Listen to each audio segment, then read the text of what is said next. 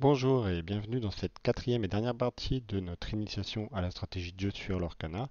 On s'en est arrêté à la fin de la vidéo précédente sur ce diagramme de la méta, qui est issu des statistiques du logiciel Pixelborn encore, qui avait publié les résultats de chacun des decks qui sont joués en les indiquant par association de couleurs.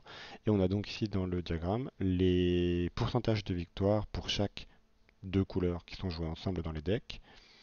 Le pourcentage qui représente de la méta. Donc en premier, le pourcentage de la méta. Donc 21% des parties qui ont été jouées ont été faites avec rubis améthyste, 21% avec embrassier, et ainsi de suite. Et on voit ici que l'intégralité des 15 associations de couleurs possibles avec les 6 couleurs de l'Orcana ont été explorées par les joueurs.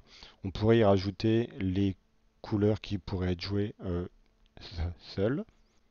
Et on voit dans les statistiques plus précis que des joueurs ont essayé de faire des decks avec une seule couleur, mais vu le pool de cartes avec uniquement le chapitre 1 et le fait qu'on soit limité à deux couleurs, il n'y a actuellement pas vraiment d'intérêt d'essayer de faire un deck monocolore. Je ne suis pas sûr qu'il y en aurait un par l'avenir, à moins qu'il y ait des mécaniques qui le demandent sur certaines cartes par exemple. Donc quand on regarde ce diagramme-là, on voit les pourcentages de victoire, on voit les proportions, surtout le poids que pèse chaque association de couleurs dans la méta. La méta, donc l'ensemble des parties qui sont jouées. Et on voit qu'il y a des fortes disparités. Il y a des fortes disparités, et à ça il y a plusieurs raisons. Il y a d'abord sans doute une affinité des joueurs vers certains styles de deck, mais il y a aussi, il faut voir une énorme évolution. Si on avait ce diagramme-là à chaque semaine depuis la sortie du chapitre 1 sur chacun des tournois qui sont faits, on serait sans doute parti au départ avec quelque chose de beaucoup plus équilibré entre les 15 associations possibles. Et au fur et à mesure, on va avoir des portions du camembert qui vont grossir. Et ce, pour la raison que les joueurs vont entendre que telle association est forte, et donc ils vont eux-mêmes se mettre à la jouer. Et étant donné qu'ils vont plus la jouer, la part du camembert va aussi grossir. Ils vont donc avoir plus de chances de faire des résultats sur des tournois avec cette association de couleurs. La liste va être donc plus souvent publiée, republiée, et ça va attirer plus de joueurs sur ces couleurs. Et c'est clairement ce qui s'est passé avec rubis améthyste et embrassier. Et plus intéressant, là le diagramme que je propose, il date de la milieu du mois d'octobre 2023, je dirais. Dans les semaines qui viennent de passer, on a cette association de couleurs qui est ici, saphir, ambre, qui était très très peu jouée il y a quelques semaines, qui je suppose maintenant se situe entre les deux ou juste en dessous. Parce que c'est une notion de couleur qui a énormément performé ces dernières semaines. Les joueurs ont trouvé très fort et du coup, elle a grimpé, on va dire, dans la hiérarchie des decks les plus joués et on se retrouve avec ça maintenant. Donc le fait de net decker, le fait d'aller chercher une liste sur internet, ça présente beaucoup d'avantages et c'est quelque chose qu'il ne faut pas hésiter à faire. Cela dit, il faut garder en tête que la partie création de deck, réaliser son propre deck en réfléchissant, en mettant toutes les cartes devant soi, en cherchant des associations et en cherchant qu'est-ce qu'on a vraiment envie de jouer, est une part importante dans le développement d'un joueur et dans l'amélioration de son raisonnement aussi en jeu. On a parlé plus tôt dans la vidéo de la maîtrise de son propre deck. Je dirais que le point important à retenir, c'est qu'on ne maîtrise jamais aussi bien un deck que quand on l'a fait nous-mêmes, que quand on a choisi nous-mêmes chacune des cartes qui le composent et qu'on sait pourquoi la carte est là. On a choisi de mettre le deck dans le pack pour une bonne raison, parce que si on a choisi que c'était par exemple le meilleur T2 euh, par rapport à notre plan de jeu futur, le meilleur T3, ou tout ça, c'est des choses très importantes. Et quand on prend une liste sur Internet, qu'on construit le pack juste en mettant les cartes par rapport à la liste, et qu'ensuite on commence à jouer avec, il faut aussi, si on veut faire les choses bien, prendre le temps de comprendre quel est le rôle de chaque deck, de chaque liste, de chaque carte, pardon, dans le deck. Sinon, on se retrouve avec des gens qui vont jouer des decks d'une manière complètement pas optimale et qui vont avoir beau jouer le meilleur deck du format, qui vont pas réussir à performer avec du tout. Dans les mois à venir, il sera très intéressant de voir l'évolution de ce diagramme avec les ajouts du chapitre 2. L'équilibrage sur le chapitre 1 était vraiment très très bien fait. Si ça continue sur le chapitre 2, et ça a l'air d'être le cas pour l'instant vu les spoils actuels, on devrait avoir quelque chose d'assez similaire. Euh, Toutes les associations de couleurs qui sont bonnes. Actuellement, c'est vrai, on peut prendre n'importe quelle association de couleurs, il y a moyen de faire un bon deck. Après, même si c'est un bon deck qui est peu joué, ça reste un bon deck. Si on le maîtrise très bien, qu'on sait pourquoi on joue le deck et qu'on joue le deck de la bonne manière, on peut gagner un tournoi. Un tournoi de boutique, je veux dire. On peut, on peut performer avec le deck sans aucun problème. Il n'y a pas d'association de couleurs qui soit fondamentalement mauvaise. Et plus il y aura de cartes dans l'arcana, plus je dirais que ça sera vrai. On peut jouer aussi en fonction de son affinité. C'est quelque chose qui permet de garder son deck plus longtemps et d'apprendre toutes les petites subtilités de son deck seront, qui ne viendront qu'avec le temps. Donc, passer cette approche sur la méta, on va parler un petit peu statistiques parce que les jeux de cartes sélectionnés sont finalement extrêmement liés aux mathématiques et aux statistiques. On joue avec 60 cartes qui sont mélangées aléatoirement en une pile et on va piocher les cartes les unes après les autres. Donc, oui, si on pioche que des mauvaises cartes, enfin des cartes qu'on considère pas celles qu'on veut d'affilée, on peut dire qu'on n'a pas de chance. En même temps, les cartes qu'on pioche, on a choisi de les mettre nous-mêmes dans notre deck. Donc, piocher une carte, c'est peut-être pas celle qu'on veut, mais on a quand même choisi de la mettre. Donc, en termes de deck building, il faut utiliser les statistiques. À l'Arcana, notamment, on a cette notion de carte ancrable, pas ancrable, et si on souhaite être sûr de pouvoir ancrer par exemple, sur les 6 premiers tours, une carte, on peut faire des calculs statistiques qui vont nous dire combien de cartes non ancrables maximum on peut se permettre de jouer dans son pack. Ça va dépendre évidemment du style de jeu. Est-ce que je veux être sûr d'ancrer à chaque fois systématiquement pendant mes 5 premiers tours, 6 premiers tours ou plus, et ça va aussi varier de la capacité du deck à avoir des pioches supplémentaires. Chaque pioche supplémentaire, ça va m'amener une carte supplémentaire qui a une chance d'être ancrable que je pourrai ancrer les tours suivants et ainsi de suite. Et ensuite, il y a aussi comme on l'a dit plus tôt dans les autres vidéos, une capacité à accepter le risque. Il y a des decks qui vont très bien où ça va très bien se passer en jouant une vingtaine de cartes non ancrables, voire plus. Euh, Eux, ils vont compenser ça avec de la pioche. On pourrait aussi imaginer qu'un joueur dise, ben moi je sais que je joue 18 cartes non ancrables, ce qui est beaucoup, mais en même temps, il va accepter le fait que certaines parties, il va les perdre parce qu'il va être bloqué sur par exemple, s'il a besoin d'un sixième encre, il sait qu'il y a un risque que son sixième encre, il n'est pas toujours quand il en a besoin. Mais que, cela dit, le fait d'avoir toutes ces cartes non ancrables dans son pack lui permet d'avoir les cartes non ancrables sont en général plus fortes que les cartes ancrables. Donc le fait d'avoir plus de cartes non ancrables en début de partie va lui permettre d'avoir un départ avec des cartes meilleures que son adversaire. C'est aussi une approche. Et donc d'une manière générale, je crois que le chiffre qui était resté, c'était le chiffre de sécurité, c'est maximum 15 cartes non ancrables. Mais alors c'est très général, ça ne dit pas quel style de deck on joue. On voit que les decks Ruby Amethyst, ils en jouent plus. On voit que d'autres decks aggro en jouent plus aussi. Parce qu'ils ont des moteurs de pioche, parce qu'ils ont sinon beaucoup de cartes à bas coût. Et il y a quelque chose de fondamental dans l'arcana que je trouve très bien pensé pour compenser ça, c'est le mulligan qu'on a en début de partie. Donc on avait vu aussi dans d'autres vidéos la notion du mulligan, même si dans l'exemple que j'avais donné, j'avais que des cartes non, que des cartes ancrables. Mais mon conseil, c'est surtout, si dans votre main de départ, vous avez des cartes non ancrables, n'hésitez pas à les mulliganer, même si vous y voyez un intérêt dans les premiers tours de la partie. A l'inverse, mulliganer une carte ancrable, réfléchissez bien.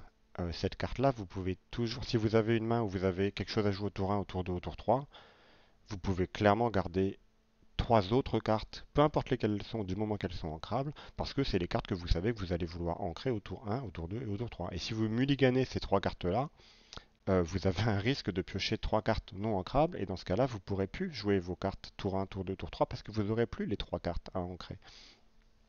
Donc voilà, cette notion de mulligan, elle est très importante pour contrebalancer le côté non ancrable des cartes. Vous pouvez facilement sculpter, on va dire, votre main de départ au mieux pour nuancer le risque d'avoir trop de cartes non ancrables. Donc tout ça, c'est de la statistique aussi. Il ne faut pas hésiter à faire un petit peu de maths des fois ou d'aller sur des sites spécialisés qui vont donner le nombre minimum de cartes non ancrables à jouer. Pour ça, c'est vrai aussi pour la courbe de mana. Si vous voulez absolument avoir un tour 1, un tour 2, un tour 3, ça veut dire qu'il va falloir mettre un certain nombre de cartes dans votre deck pour pouvoir le faire. De cartes avec des bas coûts. Donc ça, c'était l'approche statistique sur le deck building. Ensuite, quand on va être en jeu, alors évidemment, on ne va pas faire de maths prononcées, on n'a pas la calculatrice ou un tableau Excel à côté quand on joue, mais c'est toujours une notion qui est importante à garder en tête. Si par exemple je cherche une solution, je sais que dans mon deck j'ai, je sais pas moi, j'ai 4 Hades et 4 Let It Go dans un deck Saphir, ça m'en fait 8. Il y en a peut-être un Let It Go que j'ai ancré et un autre que j'ai joué plus tôt dans la partie, donc il faut que j'ai en tête que ok, il m'en reste 6. S'il me reste 15 cartes dans mon deck, je sais que j'ai énormément de chances d'en piocher une. S'il me reste 40 cartes dans mon deck, il me reste beaucoup moins de chances d'en piocher une. C'est aussi quelque chose qui est intéressant par rapport à son adversaire. Si mon adversaire il a joué déjà 3 Be Prepare, je sais qu'il y a assez peu de chances qu'il ait le quatrième en main ou qu'il le pioche.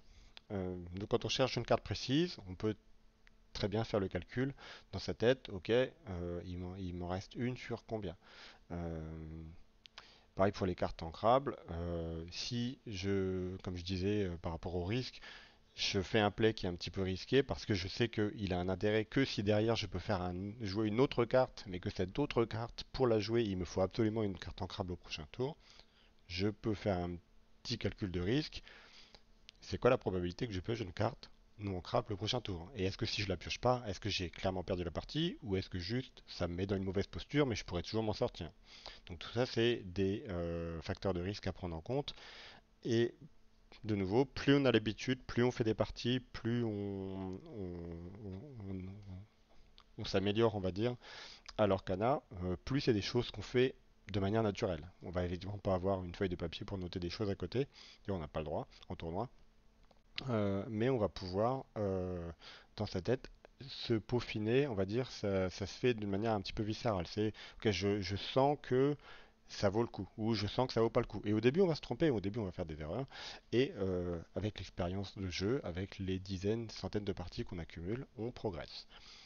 Le but étant de toujours de prendre la décision la plus rationnelle à tout moment. L'approche statistique, elle a aussi un intérêt au niveau du choix du deck. Si vous savez que vous allez sur un énorme tournoi où il va y avoir 300 joueurs, ce qui s'est pas encore fait, je crois, au jour d'aujourd'hui, mais on va dire 200 joueurs, et vous pouvez imaginer que les statistiques de la méta vont être semblables à peu près à ce que vous trouvez sur Internet. Sur Pixelborn, où c'est des tournois où c'est très gros, vous pouvez tabler sur le fait que la méta sera équilibrée, elle ressemblera à ce qui est trouvable sur Internet. Par contre, si vous allez à votre boutique locale et que vous connaissez, vous allez être 12 et vous connaissez les 11 autres personnes, vous pouvez très bien avoir une idée de qui vient avec quoi. Et c'est pas toujours forcément intéressant de le faire, mais des fois c'est assez flagrant. Si vous savez qu'il y a la moitié des gens qui vont venir avec un deck extrêmement contrôle et que jusque-là, vous n'avez pas pu gagner parce que vous avez plutôt un deck un petit peu mid-range et qui était moins contrôle qu'eux, et du coup, vous n'arrivez pas à vous en sortir. Mais vous savez que contrôle ces decks, un deck très aggro qui va essayer de gagner dans les quelques premiers tours est plutôt bien placé. Vous pouvez utiliser un petit peu ces statistiques pour vous dire est-ce que ça vaut pas le coup que je change et que je vienne avec un deck qui a un meilleur pourcentage de victoire contre Ruby Améthyste. J'ai envie de gagner contre ces decks-là, même si, ok, je serais peut-être moins bien placé contre certains autres decks, au moins je sais que contre la moitié des gens du tournoi, déjà, j'aurai un deck qui aura un bon pourcentage de victoire. Ça peut être une approche intéressante. Pour cette partie suivante, on va parler de la gestion de l'information. Alors, à l'Orcana, il faut voir que on peut, en informations qui sont importantes à connaître tout le temps, donc il y a bon, tout ce qui est sur le champ de bataille évidemment, et c'est le nombre de l'or que vous possédez et le nombre de l'or, de fragments de l'or de votre adversaire. Ça, vous avez le droit de le noter sur une feuille de papier, vous avez le droit d'utiliser des dés ou tout ce que vous voulez. Je recommande sur les tournois, pour moi le mieux c'est vraiment une feuille de papier. Une feuille de papier, vous notez, vous rayez, et à chaque fois que ça change, vous rayez et vous réécrivez. Ça permet d'avoir un suivi, ça permet de, si à un moment on se dit ah je suis pas d'accord, moi je pense que j'en ai un de plus, on peut remonter l'historique. Ce qu'on peut pas faire en tournant un dé, ce qu'on peut pas faire en déplaçant un curseur sur une ligne où il y a 20 fragments de l'or comme ça se fait parfois. Ça, c'est très bien pour des parties à la maison ou avec ses amis, mais en tournoi, à partir du moment où il y a un enjeu, à partir du moment où on veut jouer de manière compétitive, je recommande de gérer l'information nombre de l'or sur un bout de papier. Toutes les autres informations n'ont pas le droit, et ça c'est dans les règles de l'Orcana qui ont été publiées récemment, pour l'Orcana compétitif, on n'a pas le droit de noter d'informations sur un bout de papier. On pourrait être tenté, c'est vrai que moi quand au départ on m'a expliqué les règles de l'Orcana, j'ai vu les règles de l'Orcana, je me suis dit, ah mais du coup ça veut dire qu'il faut avoir une feuille de papier à côté de soi, et chaque fois que notre adversaire il ancre une carte qui nous la montre, j'étais tenté de dire, il faut que je le note. Comme ça, au fur et à mesure de la partie, je sais exactement qu'est-ce qu'il joue, combien il en a ancré, et je peux calculer plus facilement s'il a une chance d'en piocher ou pas. En fait, on n'a pas le droit de faire ça, mais on a une mémoire. On peut essayer de garder un maximum d'informations en tête. Alors, il y a certaines informations qui ne vont pas être extrêmement utiles à garder en tête, et on ne va pas s'encombrer de ça pendant la partie. On a d'autres choses à penser. Mais certaines informations peuvent être intéressantes. Si on affronte un jeu et qu'on est convaincu qu'il joue, par exemple, pas une carte, et que soudain il en révèle une pour l'ancrer, et ben on sait que peut-être il en a trois autres dans le deck. Donc ça c'est des choses qui sont importantes à garder en tête. Et donc toute cette gestion de l'information, il faut aussi voir que vous, en tant que joueur, vous allez révéler des informations à votre adversaire. Il n'aura pas le droit de les noter, mais vous avez aussi un certain contrôle sur les informations que vous pouvez lui révéler, que ce soit en parlant, en lui montrant ou en ancrant. En ancrant, vous n'avez pas le choix, mais il faut bien avoir en tête que votre adversaire a vu les cartes que vous avez ancrées et partez toujours du principe que il s'en rappelle. Si vous espérez un moment jouer sur le fait que peut-être il ne sait pas que vous jouiez une carte, mais que vous l'avez ancrée plutôt dans la partie, oubliez. Partez plutôt du principe qu'il l'a vu et il en tiendra conséquence. Et donc vous, de votre côté, vous pouvez faire l'effort de réussir à exploiter, prendre un maximum d'informations et savoir les exploiter au mieux. Savoir reconnaître le deck de votre adversaire en fonction de tour 1, s'il révèle une carte d'un encre, d'une couleur d'encre et qu'il en joue une d'une deuxième couleur d'encre, hop, vous avez déjà les deux couleurs qui jouent. Dans pas mal de cas, ça vous donne déjà une indication sur le deck qui peut jouer.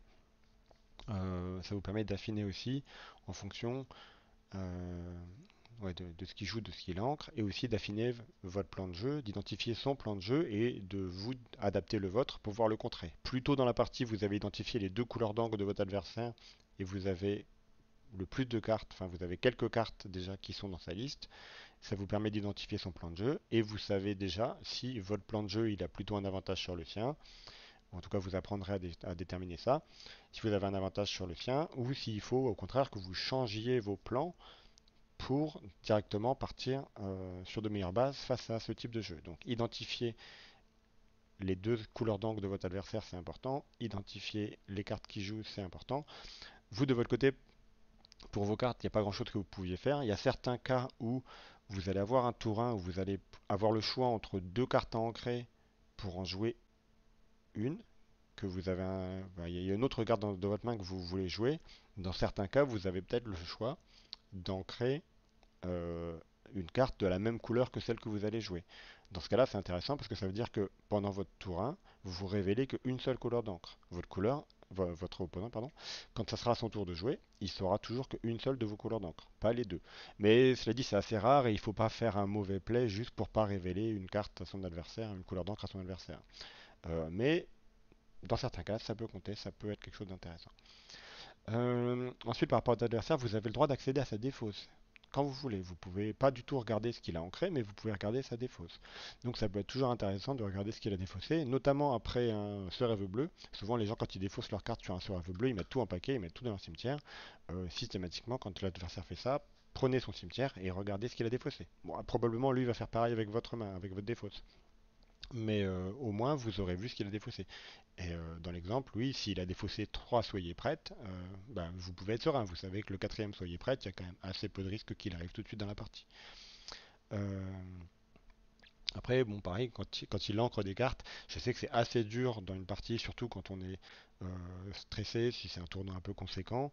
On n'a pas forcément la tête, quand on n'a pas l'habitude, à compter toutes les cartes ou à garder en tête toutes les cartes qui sont ancrées par l'adversaire.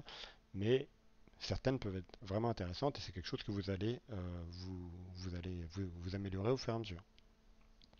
Un autre dernier point intéressant, dans une approche compétitive, je vois souvent des joueurs qui n'ont pas l'habitude de cet environnement compétitif et qui, à la fin de la première partie, alors que du coup la manche n'est pas du tout finie, il y a juste une game qui s'est terminée, l'adversaire commence déjà à débriefer un peu en parlant avec l'adversaire. Ah oui, j'ai perdu parce que j'ai pas pioché ça, je voulais faire ça, mais j'ai pas réussi parce que j'ai pas pioché ça. Et boum, en fait, en disant ça, il vous dit des cartes qu'il aurait voulu piocher, que vous n'aviez pas encore vues. Et en fait, pour la deuxième game qui va suivre, vous avez un avantage parce qu'il vous a donné une information. Donc globalement, je dirais, tout en restant courtois et poli avec votre adversaire évidemment, mais évitez de parler tant que le BO3, tant que les deux ou les trois parties qui composent le match ne sont pas finies. Évitez de parler de ce qui s'est passé, de vos erreurs, de votre choix de votre deck. Évitez de parler de tout ça. Vous pouvez en parler à la fin, une fois que c'est terminé. Et pour finir sur cette diapo, petite citation de Sun Tzu de l'art de la guerre, qui s'applique très bien à l'arcana, connais l'adversaire et surtout connais-toi de toi-même et tu seras invincible. Donc là on est sur, dans notre cas, la connaissance de son propre deck, la connaissance de toutes les petites subtilités qui sont liées à notre propre deck et l'acquisition d'informations de son adversaire qui va nous apporter un avantage et nous aider à gagner la bataille de l'arcana. Ensuite, diapo suivante, plus sur l'aspect psychologique de la bataille de nerfs un petit peu à l'arcana entre les deux joueurs qui s'affrontent. Et on a vu jusque-là que pour gagner une partie de l'arcana, pour bien jouer, il fallait faire les bons choix à tout moment de la partie, en essayant de planifier, d'acquérir des informations. C'est quelque chose de très cérébral et on n'est pas toujours disposé de la même manière à bien faire ces choses-là. Et il y a de nombreux aspects qui peuvent venir perturber notre concentration euh, de manière inconsciente, même parfois, qui va faire qu'on va jouer pas forcément aussi bien. Notre niveau de concentration, il est aussi lié à notre niveau de stress, à notre fatigue, à notre morale en général, et ça va avoir un impact sur la manière dont on joue. C'est quelque chose qui se voit par exemple quand on est sur des gros events, sur des gros tournois qui vont durer très longtemps. Il faut une certaine expérience de jeu, une certaine endurance pour réussir à maintenir son niveau de jeu au top sur toutes les rondes du tournoi. Un tournoi comme on peut faire dans sa boutique locale où il va y avoir 16 joueurs, 4 rondes ou 5 rondes, euh, on peut déjà ressentir les effets de la fatigue cérébrale à la fin de la cinquième ronde. Sur un gros tournoi avec 6 ou 7 rondes plus top 8, c'est évidemment encore bien plus important et c'est aussi assez dépendant du type de jeu qu'on joue. Il y a des joueurs qui vont assumer le fait de jouer des jeux qui vont être entre guillemets moins énergivores d'un point de vue cérébral, qui vont moins leur demander de réflexion. Ils vont avoir moins de décisions, moins de projections à faire. Ça va être moins critique, moins crucial de planifier les tours longtemps à l'avance. Ça va leur libérer quelque part de la charge mentale pour pouvoir être le plus efficace possible, même sur les dernières rondes d'un très gros tournoi. Il y a des choses qui se voient régulièrement quand les top 8 des gros tournois ou les finales, par exemple, des gros tournois sont filmés et qu'on a les représentations, les retransmissions en direct sur Twitch ou même après sur YouTube. On a souvent des joueurs dans le chat qui observent le tournoi qui vont euh, voir des lignes de jeu qui seraient les meilleures et en fait le joueur qui est en train de jouer à la caméra, lui il a déjà 10 heures de jeu derrière lui s'il a fait 7 rondes plus le top 8 et qu'il est en train de jouer la finale. Alors même si souvent c'est des gens qui ont quand même une très très bonne endurance face à ces choses-là, ça explique parfois pourquoi ces joueurs vont faire des misplays, vont faire des erreurs de jeu, vont prendre des décisions qui seront clairement pas les meilleures. Et les gens dans le chat tout pimpant qui eux viennent d'allumer leur écran sont là à dire ah mais si là il faudrait qu'il fasse ça ça ça. Et en fait oui derrière son écran c'est très facile, mais quand on est en finale d'un top 8, non seulement il y a la fatigue, mais alors aussi important il y a aussi le stress que ça peut impliquer, surtout quand on n'a pas l'habitude. Euh, de faire un gros tournoi et de se retrouver dans les phases finales comme ça. Voilà, c'est quelque chose qu'il faut vraiment considérer. Une chose importante à rappeler quand on est justement dans cette situation-là, c'est qu'il faut garder confiance dans le fait qu'on peut gagner jusqu'au bout. Ça va nous aider à garder la volonté de gagner et cet aspect psychologique, il est aussi drivé un peu par ça, que si on part du principe qu'on a déjà perdu d'une manière ou d'une autre, parce qu'à un moment notre adversaire a fait un play monumental et ça peut nous casser nos espoirs de victoire, et de là, on va moins bien réfléchir à comment s'en sortir. Il y a une partie de notre cerveau qui va nous dire non mais en fait tu as déjà perdu, laisse tomber. On est parfois un peu énervé, parfois un peu agacé par ce qui se passe quand le hasard s'acharne un petit peu contre nous, ou au contraire quand notre adversaire fait des top decks successifs et pas nous. Mais cela dit, parfois la partie reste gagnable, et en jetant l'éponge trop tôt, en réalité on se prive d'une victoire potentielle. Donc c'est quelque chose qu'il faut vraiment garder. Le côté moral, en fait, il nous aide, le côté volonté de vouloir gagner, il nous aide à rester focus. Et rester focus, c'est quelque chose qui est crucial dans les JCC compétitifs. Ça va nous aider à tenir jusqu'au bout. Garder confiance, aller jusqu'au bout. C'est quelque chose qui s'apprend aussi, et ça fait la 20e fois que je le répète depuis le début de ce masterclass, mais enchaîner les parties, participer à des tournois aussi, même si votre but c'est pas de devenir champion du monde. Participer à des tournois, ça aide énormément à progresser, à devenir meilleur dans les parties qu'on fait. Et même si on n'a pas spécialement une énorme ambition, c'est toujours très agréable de voir qu'on a un niveau de jeu qui progresse. Et souvent, on se découvre des vocations en se disant, mais tiens, finalement, je pensais pas que c'était aussi agréable de se mettre cette petite pression. Et c'est vrai dans c'est vrai dans les sports en général, quand il y a un peu le côté compétitif et qu'on ne doute pas forcément que ça nous plaît. Des fois, quand on y goûte, on se rend compte que finalement c'est très, très agréable, et ça donne souvent envie aux joueurs qui participent à des petits tournois, de faire ensuite des plus gros tournois, et ensuite on a des ambitions comme ça qui vont se créer, et c'est très bien. Parmi les raisons qui peuvent faire que parfois les joueurs vont perdre un petit peu la volonté de gagner, il y a quelque chose qui se voit assez fréquemment, c'est cette capacité à se faire impressionner en début de match, parce que par exemple on sait qu'on affronte un adversaire, je sais pas moi, par exemple vous allez sur votre tournoi local et vous affrontez en première ronde du tournoi, vous affrontez le joueur qui a remporté le tournoi le mois précédent ou la semaine précédente. Et du coup, d'une certaine manière, ça pourrait vous impressionner et vous dire ok, je sais que mon adversaire il est super fort. Et si de là vous commencez déjà à être démoralisé, et ben en réalité, ça affecte votre capacité à prendre les bonnes décisions. Ça peut vous affecter. Donc, il faut réussir à rester assez comment dire, opaque à ce niveau-là, à se dire que c'est pas grave, peu importe qui est mon adversaire, je connais mon deck, je sais ce que j'ai à faire. Au pire, si je perds, c'est pas grave, j'essaie d'apprendre un maximum, j'essaie de jouer au mieux pour aller vers la victoire. Ouais, c'est quelque chose qu'on voit aussi sur l'aspect psychologique. Les gens se demandent parfois pourquoi les gens aiment bien les cartes foil, aiment bien avoir les cartes qui coûtent cher avec des designs alternatifs. Il y en a pas. Enfin aussi, il y a les enchantés à leur canard. Alors c'est pas toujours ça la cause, mais quand on affronte un adversaire et qu'on voit que son adversaire il a un super tapis de champion qu'il a gagné sur un gros tournoi, et que il a l'intégralité de son deck qui est foil. En réalité, ça veut rien dire. Quand on analyse un petit peu, on se rend bien compte que ça veut rien dire. C'est juste qu'il a eu l'argent, il a eu les moyens d'investir et d'acheter des cartes de foil.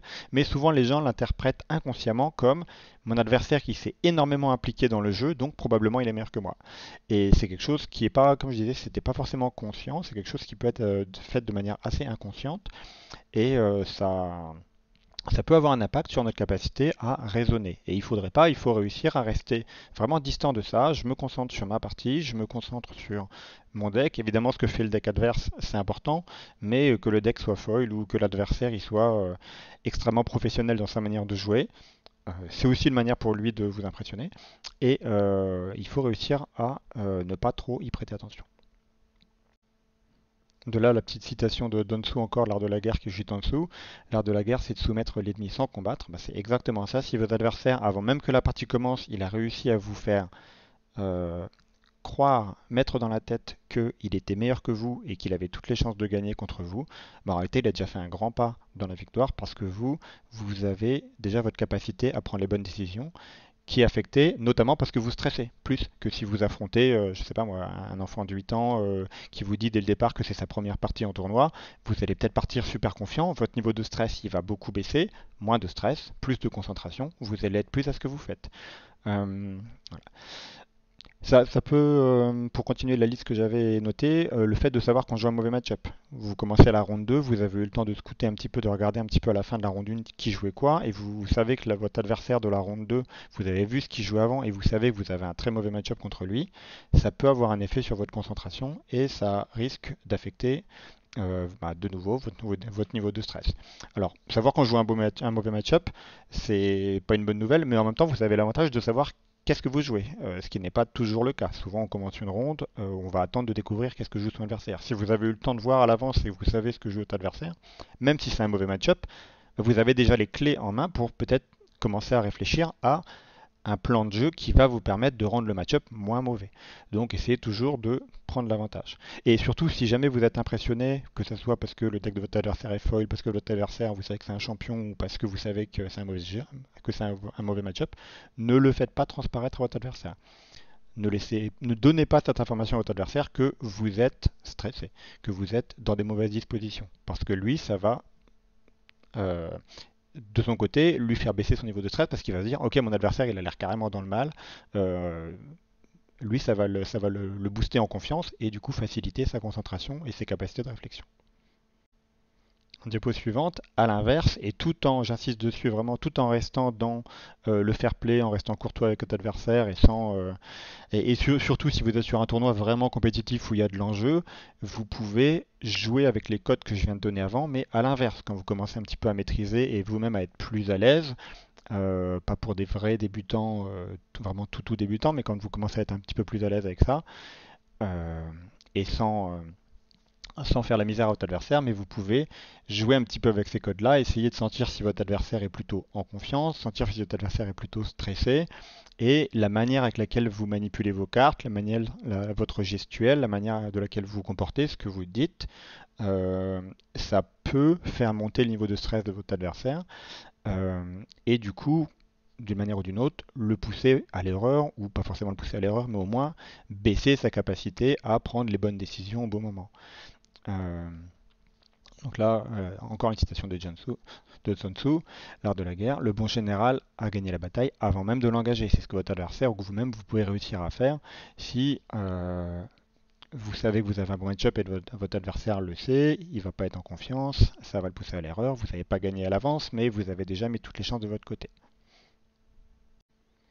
Et alors toujours sur cet aspect psychologique, mais alors, dans ce cas-là, en prenant vraiment le contre-pied de tout ce que je viens de dire, une autre option, c'est parfois d'adopter une habitude, mais une attitude, pardon, juste l'attitude d'un débutant, de quelqu'un qui ne sait pas vraiment ce qu'il fait. Et c'est surtout intéressant si c'est pas vrai du tout. Si en réalité vous êtes un joueur très confiant, très sûr de vous, vous savez exactement ce que vous avez à faire, mais en prenant le rôle de quelqu'un qui débute, qui est pas sûr, qui sait pas trop ce qu'il fait, votre adversaire, il peut vraiment aller à l'extrême de faire baisser son niveau de stress, penser déjà avoir gagné, relâcher sa vigilance, et dans ce cas-là, il va tellement pas être stressé qu'il va même pas vraiment analyser, je veux dire, s'il a comme on a vu, il y a plein de décisions à prendre.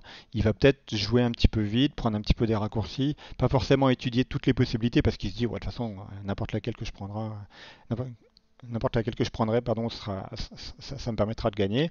Et là, dans ce cas-là, si vous, à un moment, après 3-4 tours, vous arrivez à le faire jouer d'une manière pas idéale grâce à ça, vous pouvez revenir et le faire tomber dans des pièges dans lesquels il ne se serait pas attendu d'un joueur débutant. Et là, il réalisera que en fait, vous jouiez un certain rôle et que vous n'êtes pas débutant du tout. Donc voilà, toujours pour cet aspect psychologique, toujours rester dans le faire, dans le courtois. euh, avec l'adversaire. Dans les petits tournois locaux en boutique où celui qui gagne à la fin il gagne un booster, c'est pas la peine d'aller faire ça. Par contre, bon, sur des tournois avec des lots vraiment conséquents où il y a des joueurs qui vont de toute façon adopter ce genre d'attitude, c'est quelque chose qui est bon à savoir et éventuellement vous pouvez aussi le pratiquer. Voilà, ça en est donc fini pour ce cours magistral sur l'initiation à la stratégie Dual Arcana. Après ces 4 vidéos, j'espère que ça vous a plu, que vous avez pu réviser des choses ou apprendre des choses. On espère que ça aurait pu aider le plus grand nombre de joueurs. Comme j'avais dit au départ, les vidéos s'adressaient principalement aux nouveaux joueurs dans les jeux de cartes à collectionner qui voulaient un peu découvrir ces notions un petit peu plus compétitives de la stratégie sur l'Arcana. Au départ, la présentation que j'ai faite là j'avais pensé la donner uniquement en interne au sein de la Meeple Academy, donc de notre association Mosellan. Et finalement, les gens m'ont dit non, mais ça serait peut-être plus intéressant de la mettre sur YouTube. Et là-dessus, il y a quelque chose que je voulais souligner, c'était que au départ, c'était censé être une projection privée. Et j'avais pas spécialement fait attention à ce que j'avais utilisé dans mon PowerPoint. Et il s'avère que les 6 logos que vous voyez ici, qui sont très jolis à l'écran, des encres, des 6 couleurs, en fait, ce sont les logos que moi j'ai trouvés sur Internet. Et je m'étais pas trop soucié des droits d'auteur parce que, comme je l'ai dit, c'était censé être une projection privée. Il s'avère que c'est quelqu'un qui a fait ces logos-là et que j'avais pas le droit de les utiliser. Et j'en suis absolument désolé, je m'en excuse. Et je remercie la personne qui les a fait s'il veut bien me laisser les utiliser dans cette vidéo. Pour la suite, au sein de notre association, la Meeple Academy, on va continuer à proposer des tournois évidemment. Donc si vous habitez loin, on se doute que c'est pas très facile. Nous, on est basé sur Thionville. Et par contre, on va essayer sur l'ensemble de nos tournois maintenant de filmer la table 1 systématiquement, comme on le faisait avec nos tournois Magic depuis plusieurs années. On va reprendre ça avec l'Orcana, filmer la table 1 et ensuite faire un. Donc ça sera pas en live, hein, ça sera pas en direct, mais ensuite faire des commentaires sur les vidéos, vous les laissez sur YouTube commentés par nos soins pour essayer de faire des analyses de jeu et puis ça permet de voir les decks qui gagnent systématiquement. Les premières vidéos seront encore avec des tournois full chapitre 1, mais on arrivera vite avec des vidéos avec le chapitre 2 qui seront disponibles. On espère que ça vous plaira. Après des vidéos comme ça sur plus un aspect stratégique, spoil, je ne sais pas si on va pouvoir en faire à l'avenir. Pour l'instant, je n'ai pas spécialement d'idée, mais en tout cas des vidéos de gameplay, ça vous en aurez. Donc n'hésitez pas à vous abonner vous abonner pardon, sur la chaîne si vous voulez voir ce type de contenu. Mettre des commentaires si ça vous a plu ou si vous avez des critiques raisonnables à proposer. Voilà, sur ce, je vous remercie d'avoir suivi jusqu'à la fin et je vous dis bon jeu, à bientôt.